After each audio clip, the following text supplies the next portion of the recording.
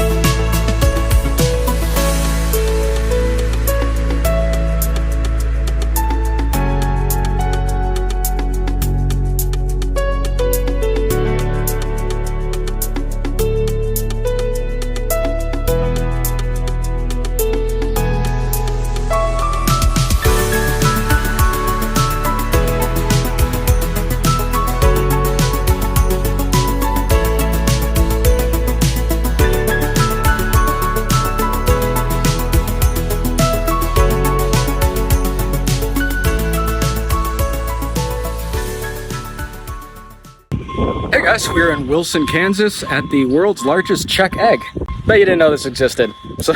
But yeah, it turned out to be over 50 miles today. I did one wrong turn. We had a construction zone we had to go around, and then I went out a little out of the way for a gas station to get some drink. I left a little bit later than I thought I would, mostly because I stayed at a bed and breakfast, and the breakfast was at 8:30, so I left about 9. It was good breakfast. It was a little hot today. I think it's about 90 degrees right now. Tough ride, not windy.